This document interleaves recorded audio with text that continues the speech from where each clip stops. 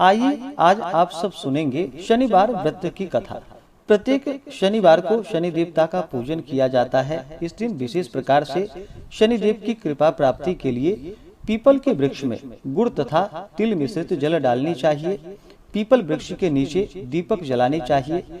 शनिदेव को सरसों का तेल या तिल का तेल इन्हें चढ़ाना चाहिए। इससे शनिदेव अपने भक्तों पर अति प्रसन्न होते हैं। शनिदेव जो कि न्याय प्रिय देवता माने जाते हैं, यह कर्म फलदाता और दंडनायक शनिदेव हैं। सभी को कर्मों के अनुसार फल प्रदान करते हैं। जो भी अच्छे कार्य करते हैं उन्हें अच्छे फल को प्रदान करते हैं। तो आइए आज आप सब सुनेंगे शनिवार के दिन शनिवार व्रत की कथा। तो बोलिए प्रेम से शनिदेव महाराज की जय। बहुत समय पहले की बात है।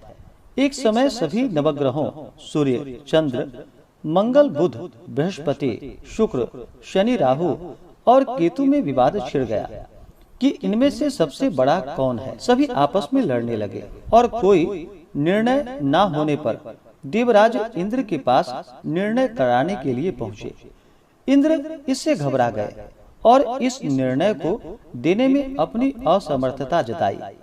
परंतु उन्होंने कहा कि इस समय पृथ्वी पर राजा विक्रमादित्य है, जो कि अति न्याय प्रिय है। वे ही इसका निर्णय कर सकते हैं। सभी ग्रह एक साथ राजा विक्रमादित्य के पास पहुंचे और अपना विवाद उन्हें बतलाया। साथ ही निर्णय के लिए कहा। राजा इस समस्या से अति चिंतित हो उठे, क्योंकि वे जानते थे कि जिस किसी को भी छोटा बतलाया जाए वह कुपित हो उठेगा। तब राजा को एक उपाय सूझा। उन्होंने स्वर्ण, रजत, कांस्य, पीतल, सीसा, रांगा, जस्ता, अभ्रक और लौह से 9 सिंहासन बनवाए और उन्हें इसी कर्म से रख दिया गया। फिर उन सबसे निवेदन किया कि आप सभी अपने अपने सिंहासन पर विराजमान हो जाएं। जो अंतिम सिंहासन पर बैठेगा वही सबसे छोटा होगा। इसके अनुसार लौह सिंहासन, जो कि सबसे बाद में होने के कारण शनिदेव सबसे बाद में बैठे, तो वही सबसे छोटे कहलाए। उन्होंने सोचा कि राजा ने यह जानबूझकर किया है और फिर कुपित होकर राजा से कहा कि राजा, तू मुझे नहीं जानता। सूर्य एक राशि में 1 महीना, चंद्रमा 2.25 महीना 2 दिन, मंगल 1.5 महीना, बृहस्पति 13 महीने व बुध और शुक्र एक महीने विचरण करते हैं। परंतु मैं जब भी आता हूँ तो 2.5 से 7.5 वर्षों तक रहता हूँ और फिर मैंने बड़ों का विनाश किया है।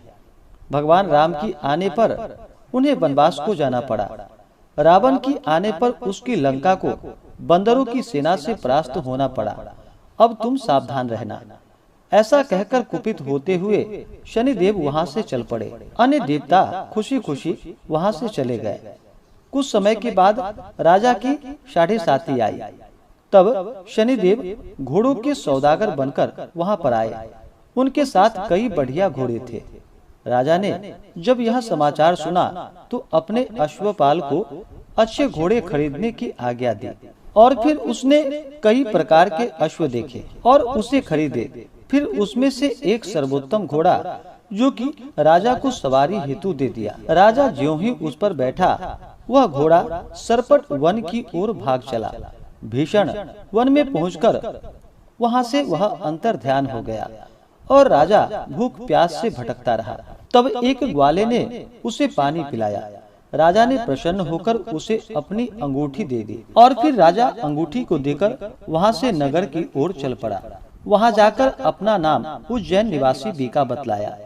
वहां एक सेठ की दुकान में उसने जल इत्यादि पिया और कुछ समय विश्राम किया। भाग्यवश उस दिन सेठ की बड़ी बिक्री हुई। सेठ ने उसे खाना खिलाने के लिए प्रसन्न होकर अपने घर को लेकर गया। वहां उसने एक खूंटी पर देखा कि एक हार टंगा है, जिससे कि खूंटी निगल रही थी। थोड़ी देर में पूरा हार गायब था। तब सेठ ने आने पर देखा कि हार गायब है।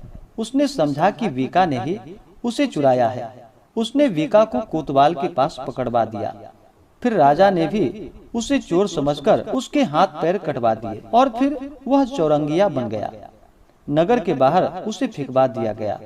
वहां से एक तेली निकल रहा था, जिसे देखकर उस पर दया आई और उसने वीका को अपनी गाड़ी में बिठा लिया।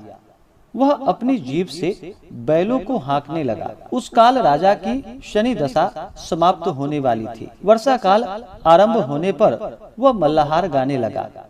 तब वह जिस नगर में रहता था, वहाँ की राजकुमारी मनभावनी को वह इतना भाया कि उसने मन में ही प्रण कर लिया कि वह उस राग गाने वाले से ही विवाह करेगी। उसने दासी को ढूंढने के लिए भेजा। दासी ने बतलाया कि वह एक चौरंगिया है, परंतु राजकुमारी ना मानी। अगले ही दिन उठते ही वह अनशन पर बैठ गई कि विवाह करेगी तो उसी से करेगी। उसे बहुत बार समझाया गया, पर वह न मानी।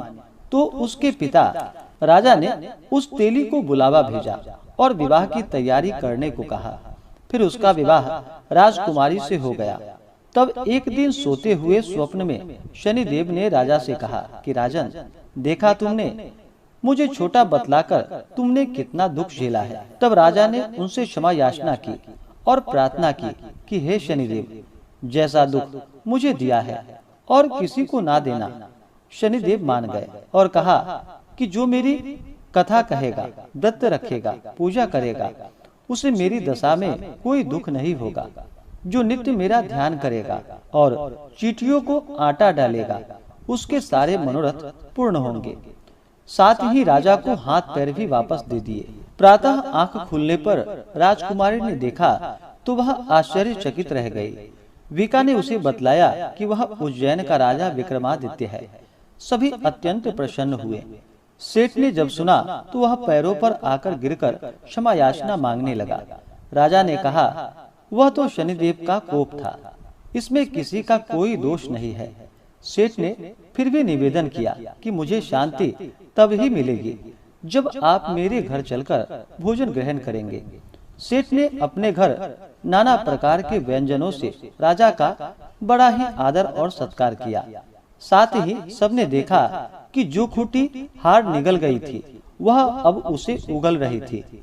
सेठ ने अनेकों मोहरे देकर राजा का धन्यवाद किया और अपनी कन्या श्री कंवरी से पानी ग्रहण करने का निवेदन किया।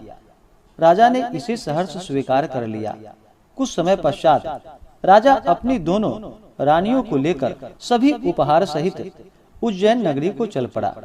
वहाँ पर पुरवासियों ने सीमा पर ही उनका स्वागत किया। सारे नगर में दीपमाला हुई। वह सब ने खुशी मनाई। राजा ने घोषणा की कि मैंने शनिदेव को सबसे छोटा बतलाया था, जबकि असल में वही सर्वोपरि है।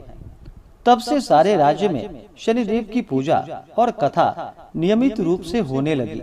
सारी प्रजा ने बहुत समय खुशी और आनंद के साथ बिताया।